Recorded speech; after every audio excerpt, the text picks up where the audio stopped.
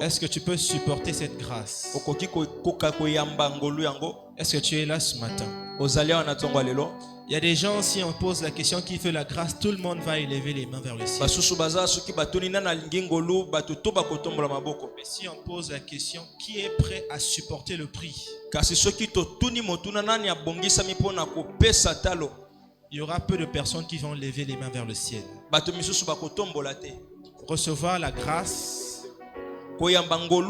c'est bien. Mais la supporter aussi, c'est un autre combat. Parce qu'il y a d'autres qui n'arrivent pas à supporter. En voulant désirer la grâce de Dieu,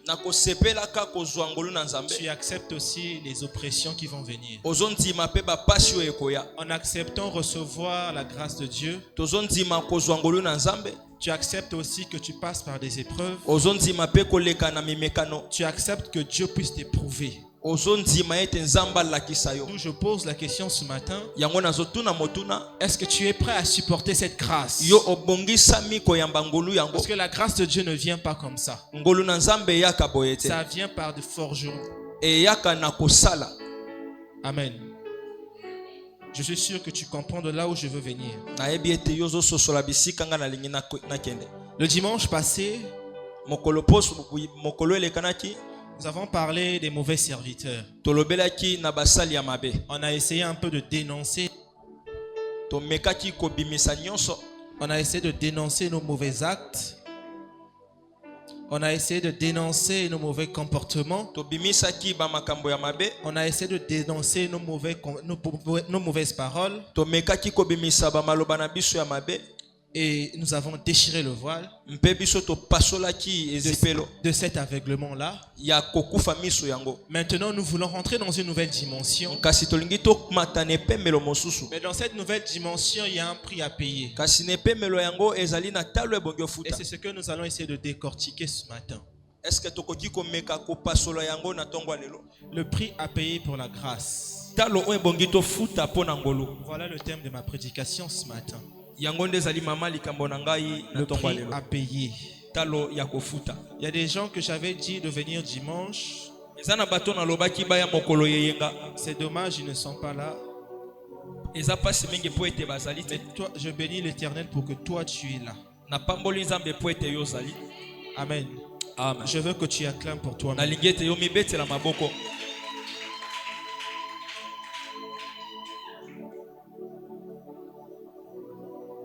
Le prix à payer pour la grâce.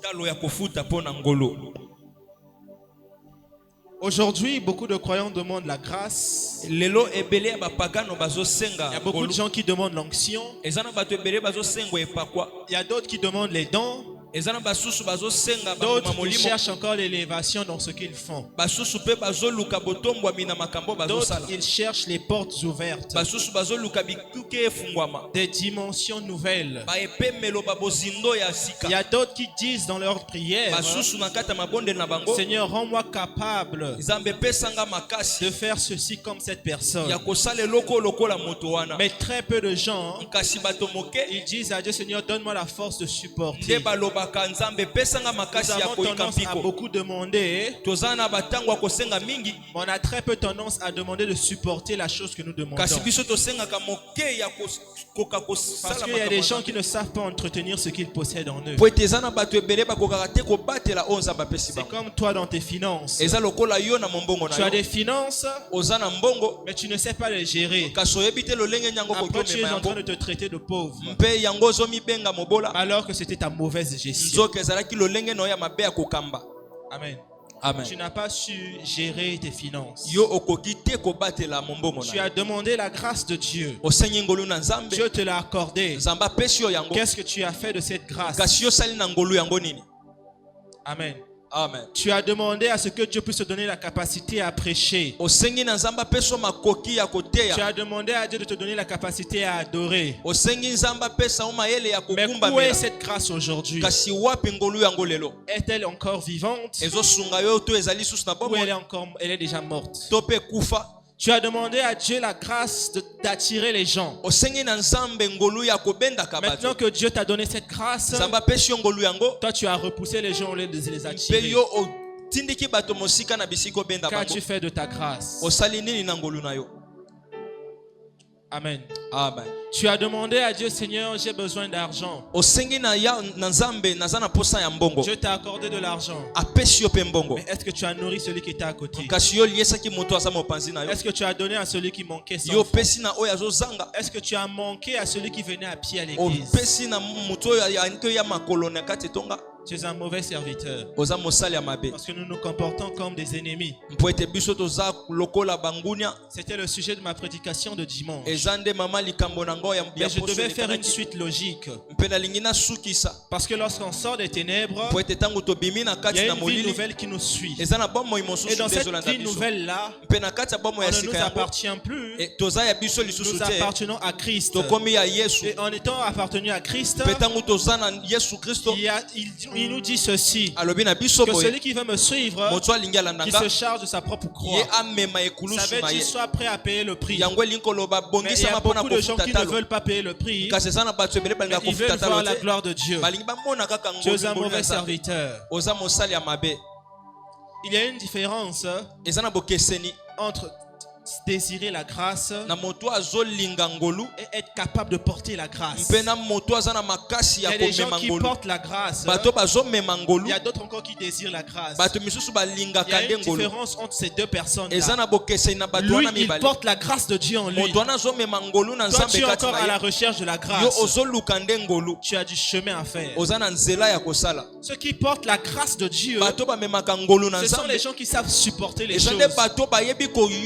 Ce sont les gens qui ne se laissent pas emporter par des situations qui arrivent. Ce sont là les gens que Dieu utilise dans le service. Si toi, Dieu ne t'utilise pas dans les services, c'est que tu n'as pas encore un cœur à supporter. Est-ce que je parle à quelqu'un ce matin?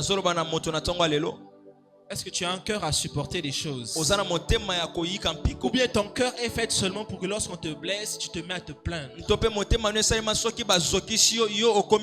Ça, c'est la chanson de tous les chrétiens. Lorsqu'on te fait un peu du tort, lorsqu'on te secoue un peu, tu pars de gauche à droite.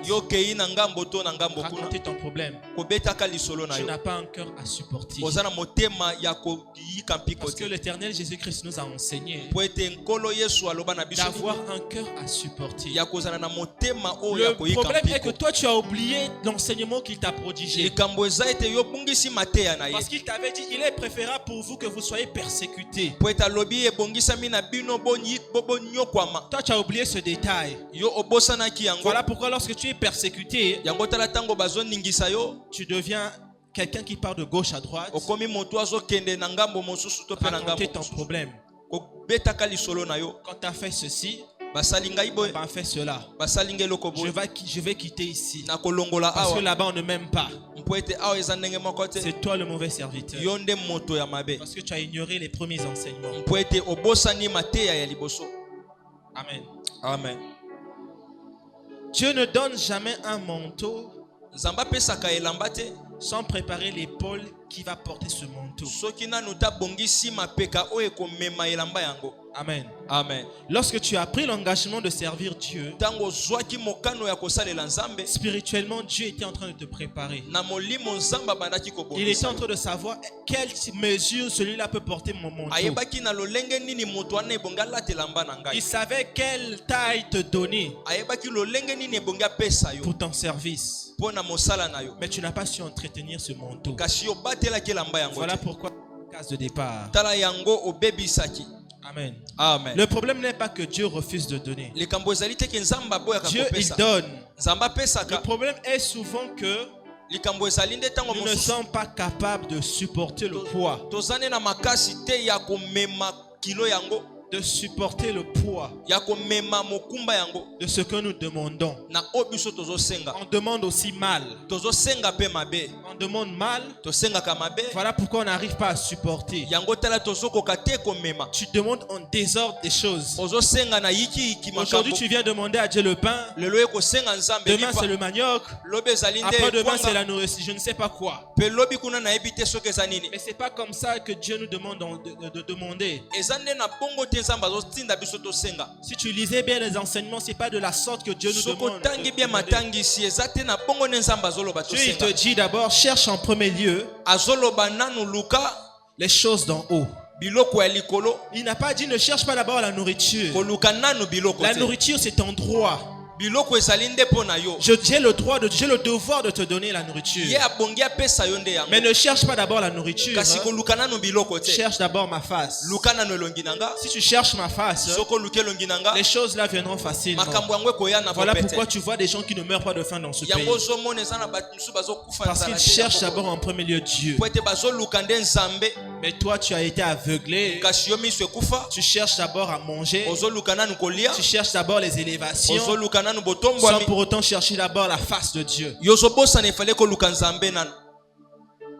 La question c'est, est-ce que tu es capable de supporter ce que tu demandes?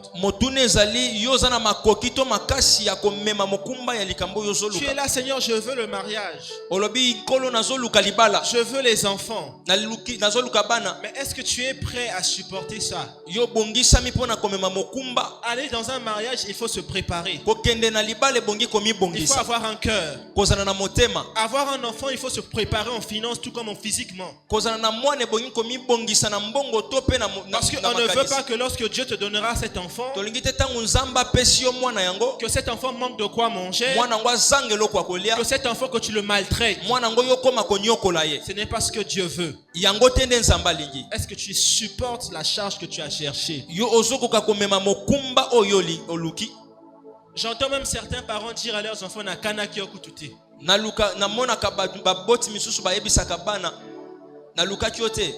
Je ne m'attendais pas à ta venue. Tu es venu brusquement. Mais c'est le résultat de ce que tu as cherché. Amen. Es-tu capable de supporter? Avant de donner un manteau, Dieu prépare toujours l'homme. Beaucoup veulent la gloire. Beaucoup envient les autres sur les TikTok. Beaucoup envient la foule. Beaucoup ils envient les responsabilités. D'autres encore les finances. Mais personne ne veut les larmes. Personne ne veut des trahisons. Personne ne veut des fausses accusations. Personne ne veut les abandons. Personne ne veut les humiliations. Personne ne veut les combats invisibles. Pourtant le manteau te transporte aussi, t'apporte aussi un prix. Tu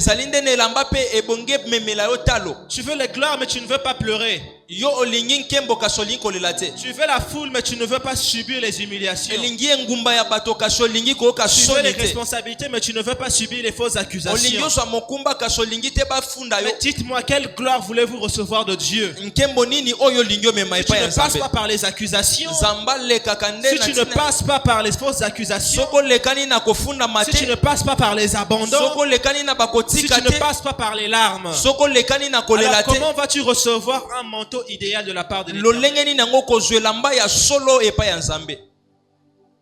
Moi je ne veux pas pleurer. Moi je ne veux pas qu'on m'accuse. Moi je ne veux pas qu'on me combatte. Et tu es le premier à dire je veux la gloire de Dieu. La gloire de Dieu passe par ces combats, par les accusations. Tu dois bien pleurer. Tu dois bien pleurer. Tu dois bien être trahi. Tu dois être bien accusé. Ce que tu as reçu là, c'est encore rien. Tu dois être bien accusé. Tu dois être bien abandonné. Tu dois être bien humilié. Tout ça pour la gloire de Dieu. Amen.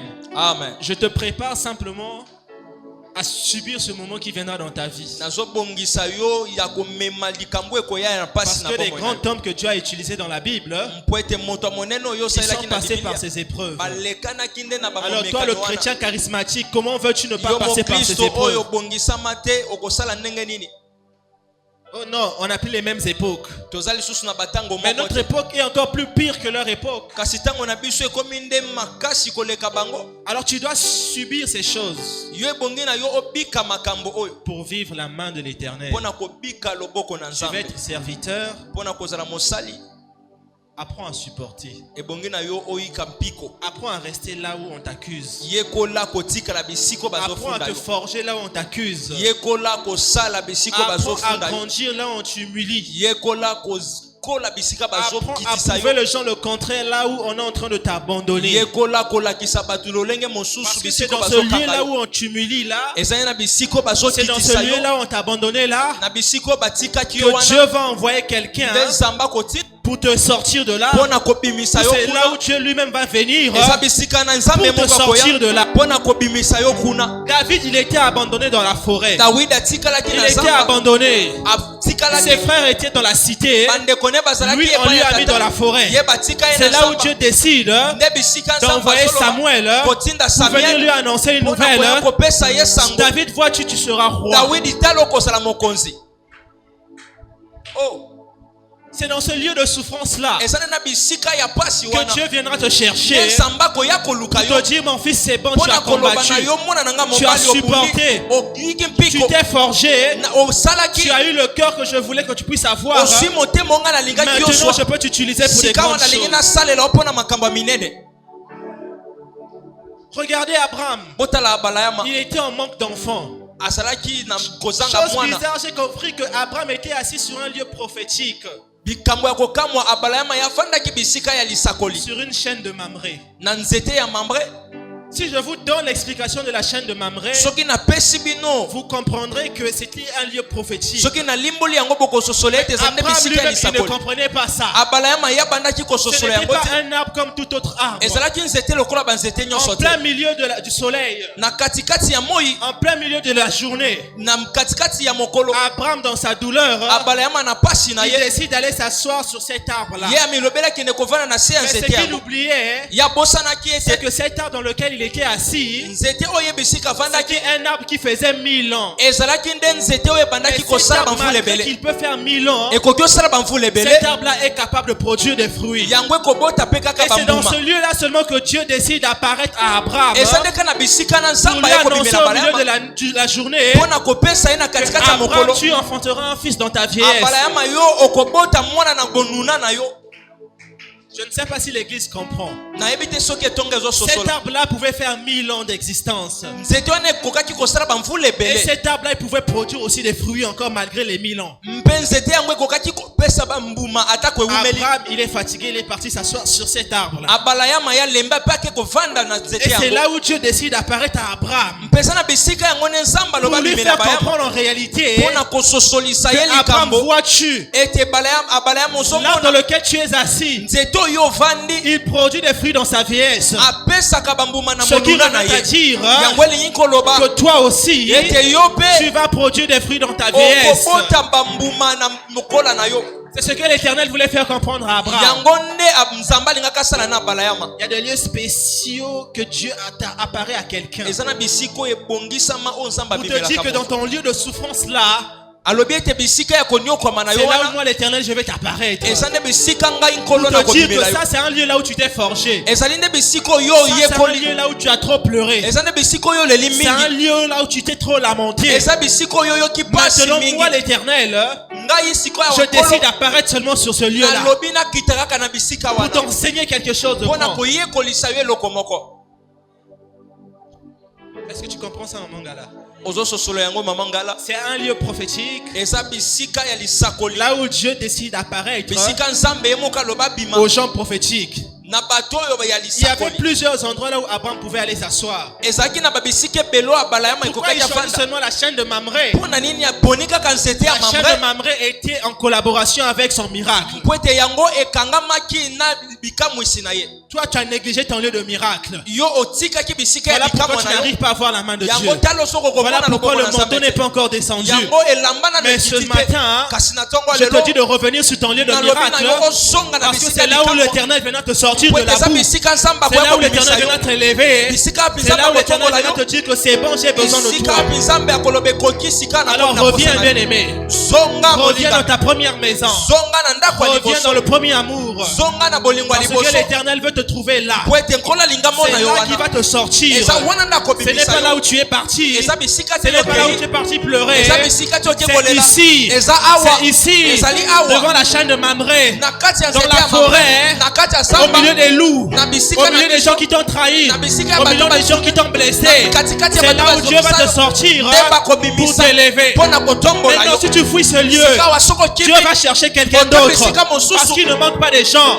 Si toi tu pars, c'est ton problème. Mais laisse-moi te dire, quelqu'un d'autre viendra pleurer là et Dieu va élever cette personne. Amen. Amen. Amen. Amen. Accepte les larmes. Accepte la trahison. Accepte l'abandon. Accepte les fausses accusations. Parce que Dieu a dit, il est préférable pour vous que vous soyez persécutés. Il est préférable pour vous que les transgressions arrivent. Il est préférable pour vous que les arrive. Mais malheur à celui par qui le scandale arrive. Malheur à celui par qui le scandale arrive. La Bible nous le dit dans le livre de Luc.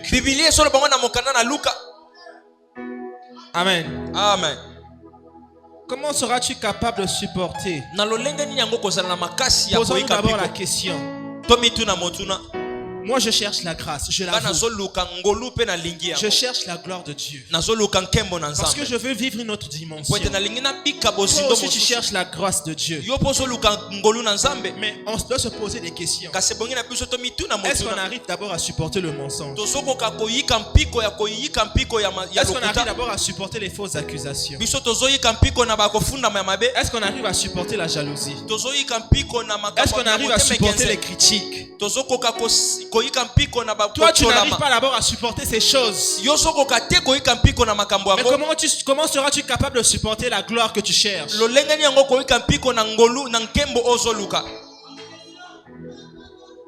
Amen. Amen. Comment pourras-tu supporter le manteau? Parce que le manteau pèse plus que les critiques. Le manteau pèse plus que la solitude. Mais tu veux que Dieu t'utilise. Mais tu veux voir la gloire de Dieu. Mais tu n'arrives pas à supporter les fausses accusations. On balance deux choses sur toi.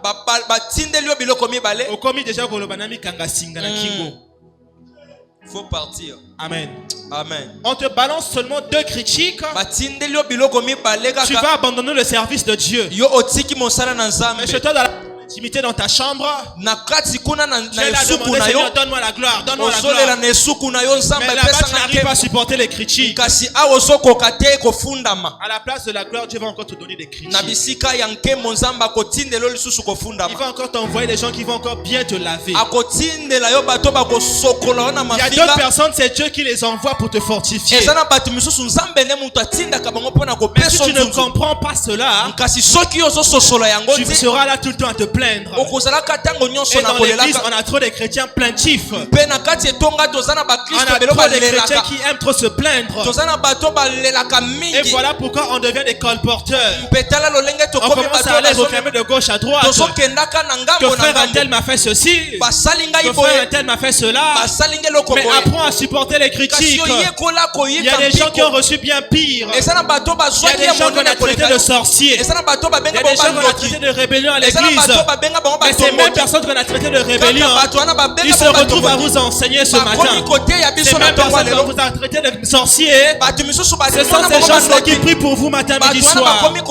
Ces gens qui ont reçu des critiques, ce sont ces mêmes personnes qui sont toujours encore à l'église. Ces mêmes personnes, tu les vois dans les adorations, tu les vois dans la louange, tu les vois en train de servir Dieu, parce qu'il sait que ce sont les critiques qui vont lui montrer la gloire de Dieu. C'est la main de Dieu qui va le bénir. C'est pas les fausses accusations qui vont le tuer. C'est pas les fausses accusations. C'est pas les calomnies. C'est pas vos faux mensonges qui vont l'empêcher de servir Dieu. Si toi tu arrêtes de servir Dieu à cause de ces choses, laisse-moi te dire ce matin, bien aimé, tu es aveuglé.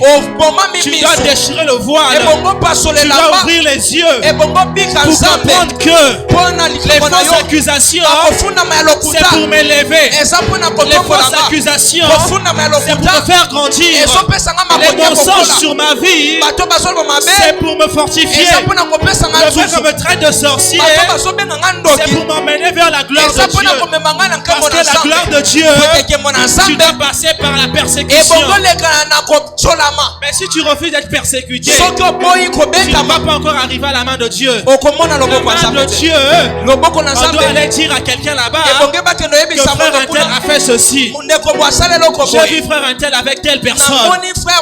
Je l'ai vu en train de prendre la bière. Je l'ai vu en train de faire ceci. C'est ça la manifestation du manteau de Dieu sur ta vie.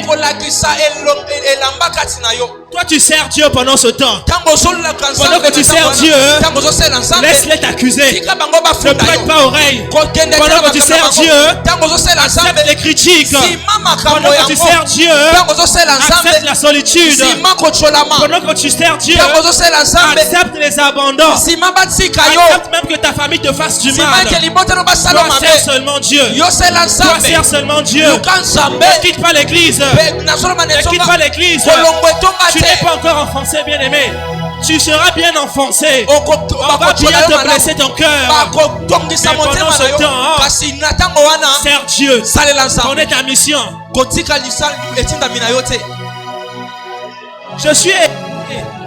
Je suis dérangé. Des gens qui disent qu'ils ne savent pas ce qu'ils font dans leur service. Tu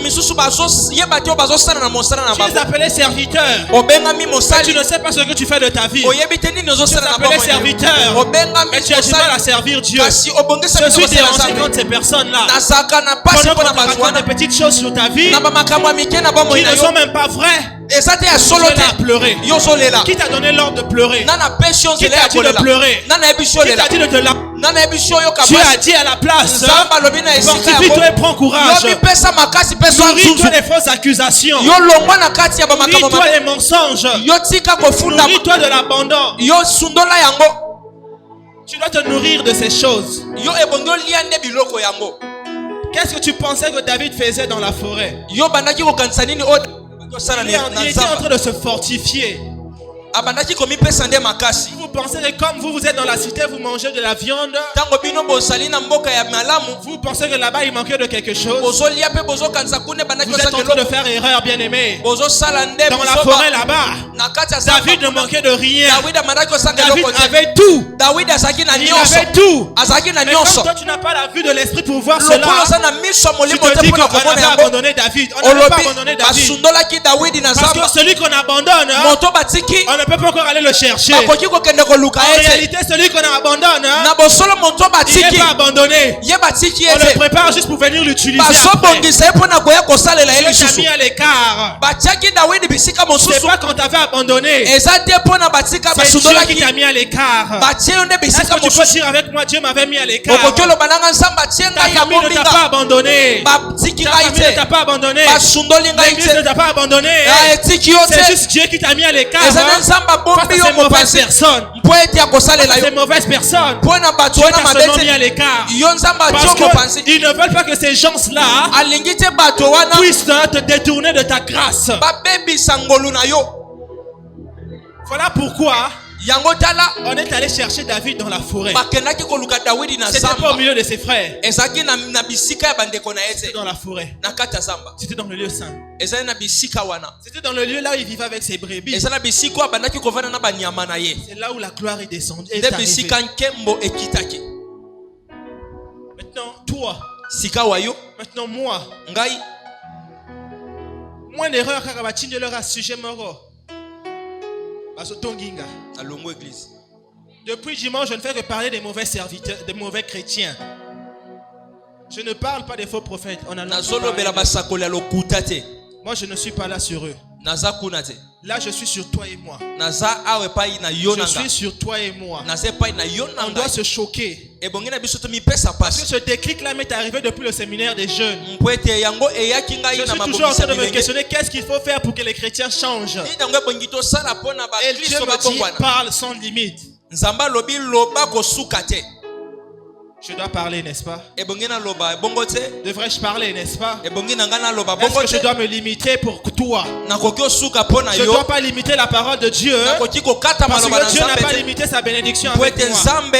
Si je ne dis pas les choses comme il faut, on sera comme les gens de Corinthe. Moi, je suis fatigué de voir les gens de Corinthe ici. Vous me fatiguez. Amen. Je suis fatigué. Tu es encore facilement offensé.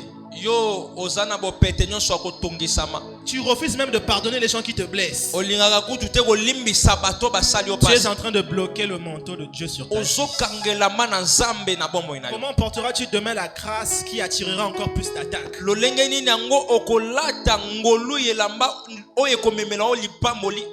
Non, les attaques. Le manteau attire les attaques. Ça attire la jalousie. Ça attire des mensonges sur ta vie. Regardez les hommes politiques, comment est-ce qu'on les accuse. Regardez les gens qui portent la grâce de Dieu, comment est-ce qu'on les accuse. Mais toi, chrétien aveuglé, tu es là à te plaindre de ces choses. Alors que tu savais bien que lorsque je désire la grâce de Dieu, j'attire aussi les ennemis sur mon chemin. Qu'est-ce que Jésus avait fait pour s'attirer les pharisiens? Qu'est-ce que Paul avait fait pour subir les attaques de gauche à droite partout où il partait? Il n'y a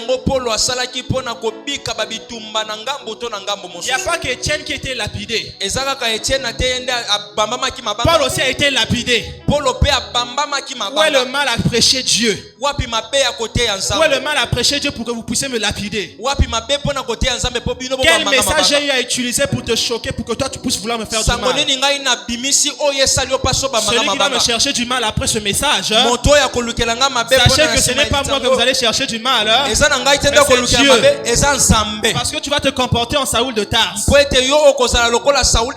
Saoul de Tarse ne persécutait pas en réalité les serviteurs de Dieu, il persécutait Dieu lui-même. Parce que sur le chemin, c'est Jésus lui-même qui est descendu vers lui pour lui poser la question, pour lui dire, vois-tu les personnes que tu accusais là? Vois-tu les personnes que tu lapidais là? En réalité, ce n'était pas eux que tu persécutais, c'est moi que tu persécutais. Alors ce matin, je bénis les gens qui ont été persécutés par les gens. Parce qu'en réalité, ce n'est pas vous qu'on a persécuté, c'est Dieu. Vous, en réalité, Dieu vous a préparé seulement pour l'élévation. Alors bénis soit les personnes qui ont été racontées, qui ont été persécutées. Bénis soit les personnes qui ont raconté les mauvaises choses sur eux. Bénis soit les personnes qui ont été abandonnées. Bénis soit les personnes qui ont été seules. Je bénis ces personnes-là. Moi, je bénis ces personnes-là. Parce que vous avez été fidèles. Vous n'avez pas quitté l'église. Vous continuez à demeurer. Bénis soit ces personnes. Je demande même à Dieu d'ordonner la bénédiction d'être avec vous.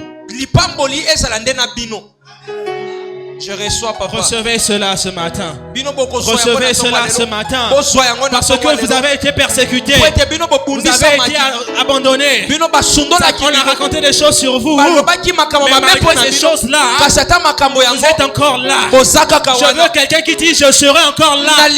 Encore des choses demain, je serai encore là. Je veux que tu le proclames encore. Je serai encore là. Je serai encore là. Tu dois le proclamer, bien-aimé. Tu seras encore là. Parce que Dieu te dit encore, les attaques vont venir. Les attaques vont venir. Mais toi, sois encore là. Sois encore là. Parce que les attaques là, il faut que tu sois là.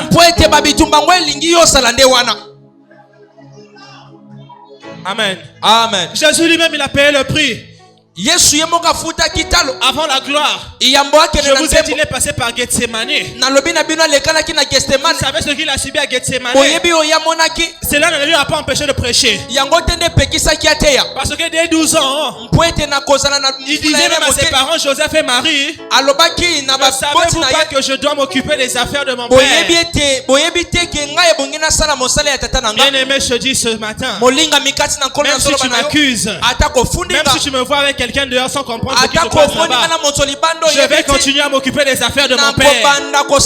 Même si tu arrêtes de servir Dieu, toi, moi je vais continuer à servir Dieu. Parce que ne savez-vous pas que je dois m'occuper des affaires de mon père? Les affaires de mon père, il faut que je sois là.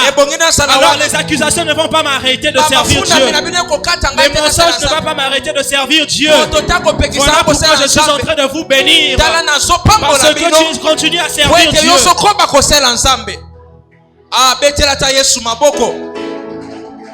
Après Gethsemane, il y a eu Gabata. Après Gabata, il y a eu Golgotha. Même si tu pars chercher un féticheur sur ma vie, qui soit né les ongles là moko. Parce qu'en réalité, moi, mes combats, j'avais déjà abandonné ça. Je ne sais pas si tu réalises que tu as dit, tes combats seront mes combats. Et toi, le bon combat que tu dois mener, c'est le combat de la foi. Le combat de la foi que moi je mène, ça se passe de la sorte. Toi, tu m'accuses. Moi, je croise les pieds. Je suis tranquille. Parce que ça ne m'affecte. Oh! Il dit, la marche chrétienne est une marche par la foi. Vous m'abandonnez. Moi, je croise les pieds. Je cherche toujours Dieu. Est-ce que quelqu'un est en train de comprendre la formule? Raconte ce que tu veux sur moi dehors. Pendant ce temps, moi, je croise les pieds. J'avance. Je n'ai pas dit que tu avances en te plaignant. Non, j'ai dit tu croises les pieds. Tu marches avec la foi. Que je mange ou je ne mange pas, j'avance. Parce que je sais qu'aujourd'hui j'ai mangé demi-pepa d'arachide. Demain je vais manger le shawarma. Parce que Dieu a dit, me nourrir c'est pas mon problème. C'est Dieu qui doit me nourrir. Moi je fais son service. Lui me nourrir. Ah l'heure, il n'y a plus l'heure. Il cherche des hommes capables de dire oui aux épreuves. Il cherche les gens qui vont dire oui au combat. Il cherche les gens qui vont dire oui au désert. Il cherche les gens qui vont dire oui à la formation, oui à la correction. Qui va être corrigé ce matin? Levez la main qui veut être corrigé. Donc je déclare maintenant sur la vie, toi que les attaques vont arriver. Les attaques vont arriver. Je déclare les attaques pour que toi tu puisses être fortifié dans cela et que tu sois élevé. Amen. Amen. Amen.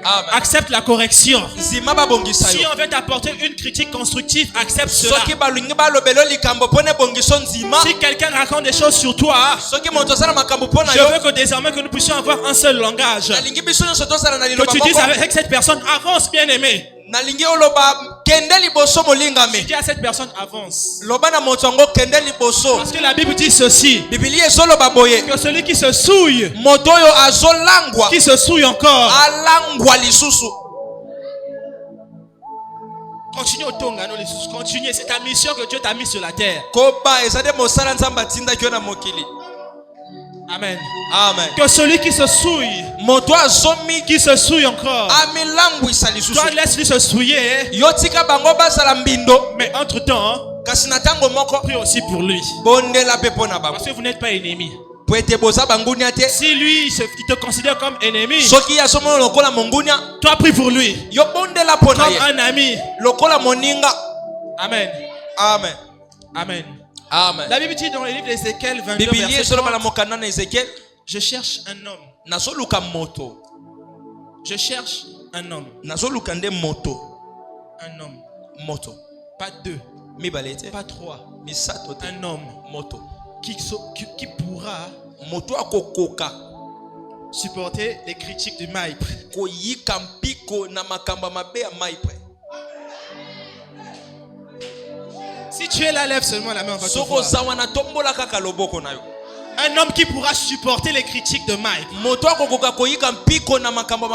si tu ne lèves pas les mains, c'est que tu n'as pas le cœur pour supporter. J'ai besoin de voir une main au ciel. Une main au ciel qui va dire je pourrais supporter à partir d'aujourd'hui.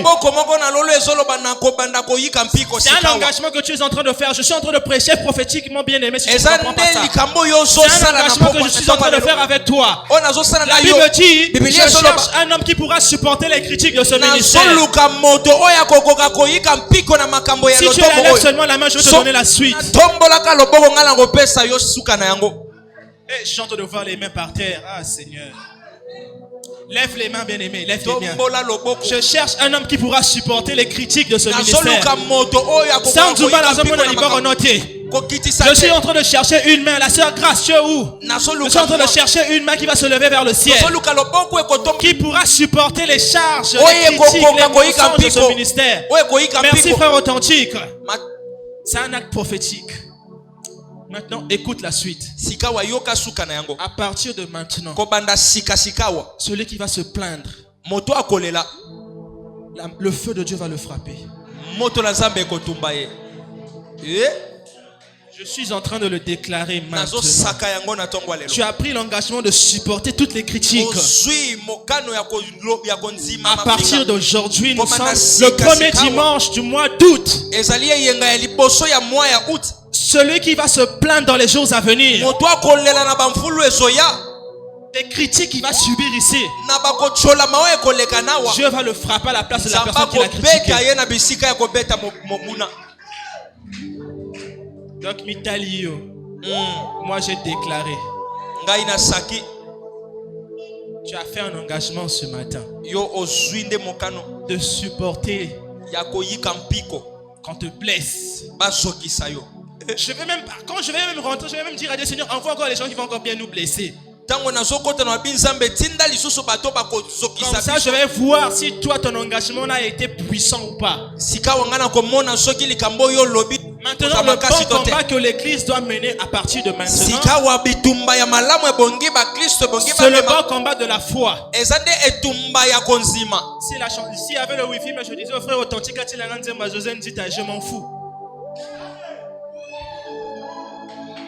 Hein? Allez écouter cette chanson là. Il dit peu importe, je m'en fous.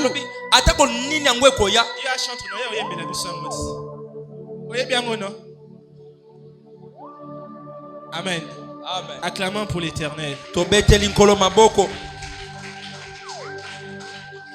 Il me reste que 10 minutes. Je vais accepte la méchanceté. Tu as eu un engagement. Dieu ne cherche pas aujourd'hui des hommes disponibles pour sa gloire. Il cherche aussi des gens qui vont supporter sa gloire.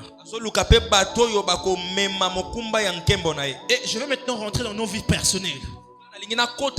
Maintenant, comme tu as pris cet engagement-là, pour pouvoir supporter les critiques, il y a aussi un nettoyage qui doit être fait dans ton environnement. Les gens qui t'empêchent de garder ton feu là, les gens qui t'empêchent de préserver ton feu,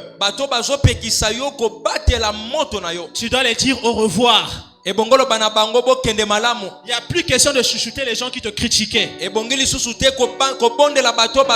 il y a inimitié entre le diable et Christ. La Bible dit les mauvaises mœurs corrompent les bonnes mœurs. Il y a des gens qui gaspillent ta foi. Tu dois te séparer d'eux. Frère Obed, je vais te dire pourquoi je t'ai cherché. Ton entourage. Ton entourage. Tu-même, tu comprends ce que je dis. Ton entourage. En fait, moi, je le vois, pas que je le vois, je l'ai vu. À un lieu très élevé, même plus que moi. Mais c'est son entourage. Là où tu es en train de travailler là. Et ceux avec qui tu es en train de marcher. C'est eux ton problème. C'est eux ton problème. C'est eux ton problème. Pourquoi c'est eux ton problème? Parce qu'à un moment donné, tes situations passées, tu t'es fatigué de ça. Ce que tu as vécu. Maintenant, Dieu veut que tu puisses aller de l'avant. Mais il me fait comprendre que c'était ton entourage. C'était le jeudi, je pense bien. Je dis à maman sujet de me ramener au base. Parce que Dieu me dit que son voile doit être déchiré. Le voile de ton entourage. Ils ne te rendent pas service. Même si souvent ils te donnent des petits 500. Ils ne te rendent pas service. Moi ce matin je te donne le message de Dieu. Il te dit arrête cet entourage et reviens ici. Reviens ici. C'est le message que j'ai pour toi. Je te donnerai la suite après. Mais je vais d'abord continuer. Et pendant que je parlais le jeudi, j'étais en train de voir une personne que c'est comme si on a donné une parcelle ou qu'on est en train de donner une parcelle. Je ne sais pas si tu es là. C'est comme si on a déjà donné ou qu'on est en train de donner une parcelle. Cette personne, s'il est là, il va s'avancer auprès de moi. Je vais lui dire son message après.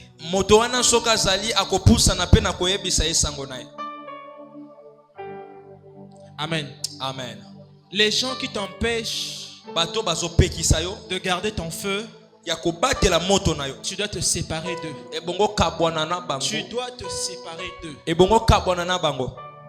Les gens qui te voient la face là, les gens que tu envies leur vie là, tu dois te séparer d'eux. Ils ne te rendent pas service. Des gens qui sont tout le temps là à critiquer l'église. Des gens qui sont toujours là à se plaindre de l'église. En train de se plaindre des leaders. Vous devriez faire attention à eux. Amen. Amen. Tu fais attention à eux. Et tu pries aussi pour eux. Si tu te plaignais des leaders, si tu te plaignais de l'église, tu dois arrêter ça, c'est mauvais. Amen.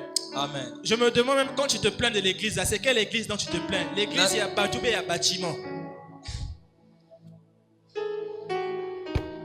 Hein?